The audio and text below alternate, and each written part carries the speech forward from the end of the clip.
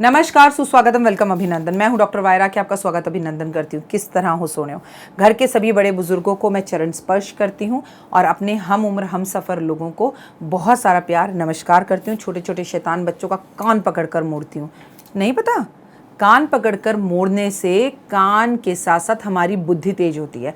हमारे कान के पास एक ऐसी नस जारी होती है, अगर कान को मोड़ा जाए तो हमें बातें जल्दी याद होती हैं, स्मरण शक्ति तेज होती है और हमें हमेशा अच्छी चीज़ों की तरफ पॉजिटिव एनर्जीज मिलते हैं। एक ऐसा हार्मोन्स हमारे शरीर में से, हमारे दिमाग में से निकलता है। इसीलिए पुराने ज़माने में जब हम स्कूल में थे तो हमारे टीचर्स ऐसे पेंसिल पकड़कर दबा देते थे, बात बात पे कान मोड़ लेते थे, हाथ नहीं उठाते थे। उनका कान मोड़ने ओए होए इतनी ज़ोर से मोड़ते थे कि क्या बताऊँ। लेकिन सबसे पहले बिलीव इन कर्मा।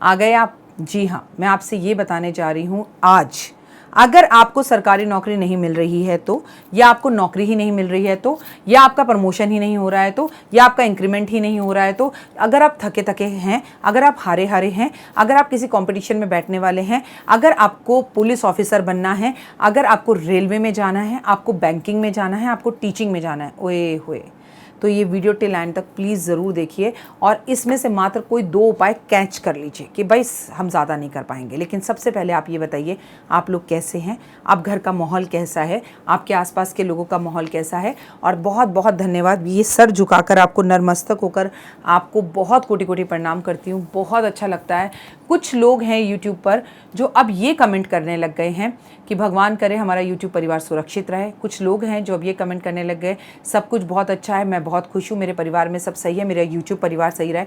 कुछ लोग हैं जो रोज़ यूट्यूब पर ये कमेंट करने लग गए हैं कि मैम हम सब सुरक्षित हैं, ईश्वर करे आप भी अपने परिवार के साथ सुरक्षित रहें और मेरा ये पूरा यूट्यूब परिवार सुरक्षित रहे। Thank you so very much परिवार का हिस्सा बनने के लिए। थैंक यू सो मच मेरे इस चैनल को सब्सक्राइब करने के लिए। झुक झुक कर बार बार प्रणाम करती हूँ, बहुत बहुत बहुत धन्यवाद करती हूँ। इतना प्यार दिया, मान दिया, सम्मान दिया, इज्जत दिया, चैनल को आगे बढ़ाने में जो आप लोग कर रहे हैं, मेरे पास शब्द नहीं है उसके लिए कि किस तरह से आपकी तारीफ़ की जाए। परम पिता परमात्मा को मंगल के इस साल में साथ लेकर चलना है। एक मिट्टी का दिया जो हम अक्सर जलाते हैं, सब लोग अपने पर्स में डाल लो। जैसा मैं कह रही हूँ वैसा करो। एक मिट्टी का दिया छोटा सा अपने पर्स में ज़रूर डाल लो। मैं अनिल को बोल दूंगी कि यहाँ पर वो छोटे छोटे मिट्टी के दिए दिखा दें। मिट्टी के इतने इतने से भी दिए आते हैं। याद है मैं दिवाली पर आपको अम्मा की दुकान पर लेकर गई थी, वहाँ पर इतने इतने से भी दिए थे। तो ये जो दिए आपको मेरे साथ में दिखाई दे रहे हैं, ऐसे ही छोटे छोटे मिट्टी के दिए आप ले लें। पुरुष तो अपने पर्स में नहीं रख पाएंगे, जो महिलाएं पर्स रखती हैं वो रख लें, बच्चों के स्कूल बैग में डाल दें, और अगर आपके हस्बैंड लैपटॉप बैग यूज़ करते हैं वहाँ डाल दें, अपनी गाड़ी की सीट के नीचे एक डाल दें। जैसा मैं कह रही हूँ, मंगल के इस वर्ष में एक छोटा सा मिट्टी का दिया, मिट्टी का बर्तन, मिट्टी की कोई भी चीज़ आपको अपने पास ज़रूर रखनी है, तो बेहतर यही है कि मिट्टी का दिया रख लें। चलिए, संडे को आपको नमक नहीं खाना चाहिए अगर आपको सरकारी नौकरी चाहिए। ये मैं कई बार बोल चुकी हूँ और आपका जवाब होता है चाहिए चाहिए चाहिए राखी जी, सरकारी नौकरी चाहिए। अरे भाई ले लो, बिल्कुल ले लो। लेकिन कई बातों में दिल बड़ा परेशान भी है। मेरे यहाँ पर एक महिला आती हैं काम करने के लिए, उनका नाम चंपा है, शी इज़ फ्रॉम बिहार। तो उन्होंने बोला राखी जी मेरे बेटे के लिए 2 रिश्ते आए हैं, आप प्लीज़ बता सकते हैं मैं कौन सा रिश्ता लूँ। मैंने कहा मतलब समझी नहीं। उसकी बेटी ने बीएड कर रखा है, शी इज़ वेल एजुकेटेड, तो उसने पूरी ज़िंदगी लोगों के घर में काम करके अपने बच्चों को बहुत पढ़ाया है, बेटे को भी सीए की जो है पढ़ाई करवा रही है। उसने मुझसे कहा कि एक रिश्ता है पुलिस वाले का और एक रिश्ता है रेलवे वाले का, मैं किसका रिश्ता कराऊँ। मैंने कहा इससे क्या फ़र्क पड़ता है। कह रही नहीं आप बता दीजिए कि मेरी बेटी के लिए क्या अच्छा रहेगा। मैंने कहा मुझे लगता है रेलवे वाला ज़्यादा अच्छा रहेगा, पुलिस वाला टाइम नहीं दे पाएगा, नेगेटिव होते हैं, बहुत ज़्यादा काम करना पड़ता है, उनकी लाइफ नहीं होती, वो 15 अगस्त 26 जनवरी किसी भी टाइम पर अपने बच्चे के जन्मदिन पे टाइम नहीं दे पाएगा। देखिए मैं पुलिस वालों के अगेंस्ट नहीं हूँ, इस बात को मैं समझेगा। मैं तो बल्कि ये कहती हूँ कि आज अगर हम घर में सुरक्षित हैं, खासकर दिल्ली वाले, तो लॉकडाउन में जितनी मदद पुलिस वालों ने किए हुए कोई कर नहीं सकता। लेकिन जब बेटी को ब्याने की बात आती है, और दूसरा जिस पुलिस वाले से उसकी शादी हो रही थी वो पटना में है, और जो रेलवे का वो लड़का देख रही है वो यूपी में है। अब पटना तो दूर है ना, शी इज़ इन दिल्ली और यूपी पास है, तो बच्चा अपने दुख सुख में अपनी माँ के घर भी आ जा सके। तो मैंने बोला ठीक है। तो बोली हाँ दीदी वो भी मैं सोच रही थी, क्योंकि अगर मैं पुलिस वाले से शादी कराती हूँ तो 5 लाख रुपए हैं, और अगर मैं रेलवे वाले से शादी कराती हूँ तो 3 लाख रुपए हैं। मैंने कहा अच्छा वो तुम्हें देंगे? तो बोली नहीं हम देंगे। मैंने कहा तुम क्यों दोगी? तो बोली आपको नहीं पता बिहार में तो लड़का अभी भी दहेज लेता है और बोली लगती है, जितनी बड़ी सरकारी नौकरी पर लड़का होता है उतने पैसे मिलते हैं। आप यकीन नहीं मानेंगे, मेरे पैरों के नीचे से ज़मीन निकल गई। देन आई नो, मैं अक्सर बैठकर ये सोचा करती थी कि सरकारी नौकरी क्यों चाहिए होती है सबको। तो मैंने बोला वो इस पैसे का क्या करेंगे? बोली कि उन्होंने बोला अपनी बेटी को आप कुछ मत दो सोने का, बस हमें कैश दो। मैंने कहा तो तू दहेज दे रही है, ये गलत नहीं है? तो बोली पूरा बिहार देता है। पूरा बिहार गलत है दीदी, हमारे यहाँ बिहार में लड़की की शादी हो ही नहीं सकती। जितने बड़ी पोस्ट पर सरकारी नौकरी पर लड़का बैठा होगा, 10 लाख 15 लाख 20 लाख भी कोई मांगेगा तो हमें देना पड़ेगा। मैंने कहा ये पैसे तू लाएगी कहाँ से? तो बोली लोन लूँगी। मैंने कहा वाह वेरी गुड। मैंने उसे बहुत खड़ी खोटी सुनाई, बहुत डांटा। मैंने कहा तुम लोग अपनी बेटी को बीएड करवा कर अगर दहेज दे रहे हो तो तुम्हें शर्म आनी चाहिए। कह रही नहीं मेरी बेटी को एक तरीका है कि वो बिना पैसों के भी लेके जा सकता है। मैंने कहा और वो तरीका क्या है? तो उसने मुझे बोला एक तरीका है, अगर मेरी बेटी को आप सरकारी नौकरी लगवा दें तो फिर मेरी बेटी को वो भी सरकारी नौकरी वाला, मेरी बेटी भी सरकारी नौकरी वाली, फिर दहेज नहीं लगा। मैंने कहा वाह चंपा वाह, मतलब तुम्हारी जितनी तारीफ मैं करूं उतना कम है। और मेरे तो पिताजी की सरकार है ना कि मैं उसको जाके सरकारी नौकरी लगवा दूं। मैंने कहा सरकारी नौकरी ऐसे नहीं लगती। बोले नहीं दीदी ऐसे ही लगती है, सरकारी नौकरी आपको नहीं पता।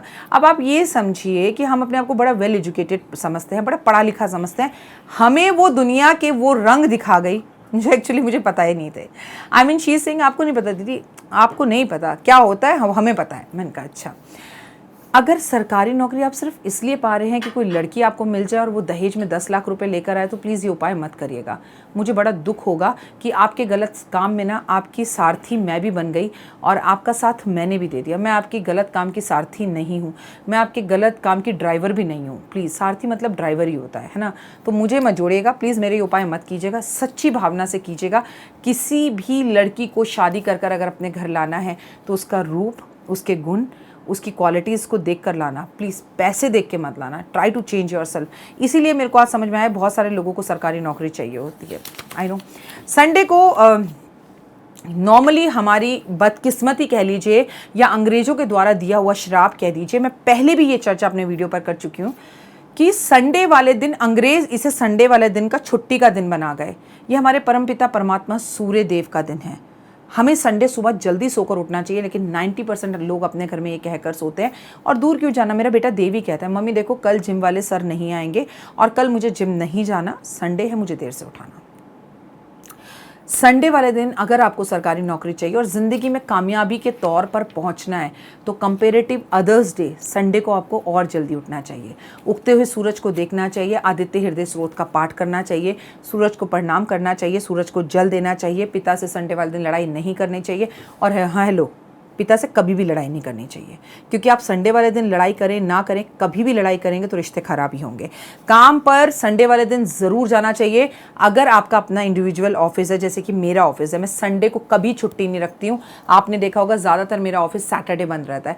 तो संडे वाले दिन आपको अपना ऑफिस खोलना चाहिए, आपको थोड़ा काम ज़रूर करना चाहिए। अगर आपको सरकारी नौकरी चाहिए और अपने जीवन के अंदर बदलाव चाहिए तो आपको संडे वाले दिन तेल ना तो खाना चाहिए ना बालों में लगाना चाहिए। संडे वाले दिन आपको काले कपड़े नहीं पहनने चाहिए। संडे वाले दिन आपको बाल नहीं कटवाने चाहिए। संडे वाले दिन आपको शेव नहीं करनी चाहिए। संडे वाले दिन आपको चमड़े के जूते, पर्स या बेल्ट नहीं खरीदनी चाहिए।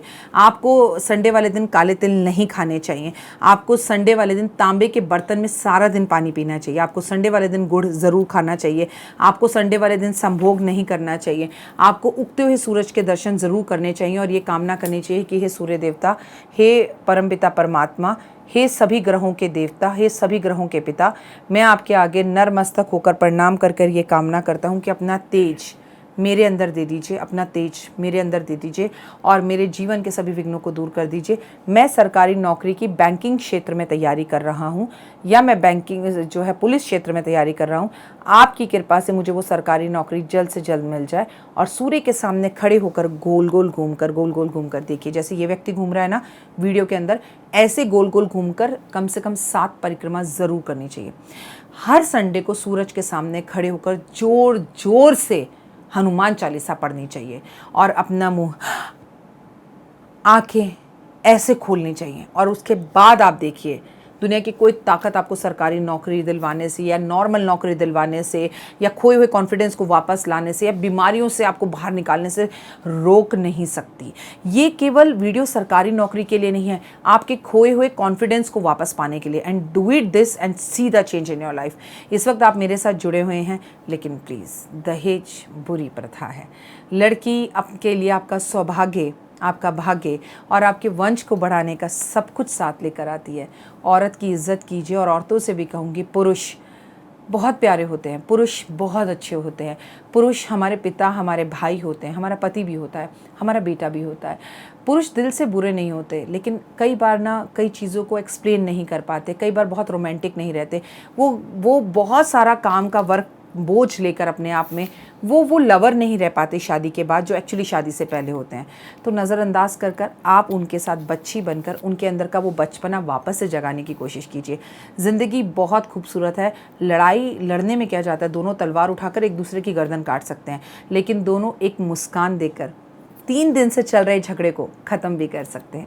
एक टाइट हक देकर एक दूसरे को स्पेशल होने का मतलब भी बता सकते हैं। फ़िलहाल दीजिए इजाज़त। जय माता दी।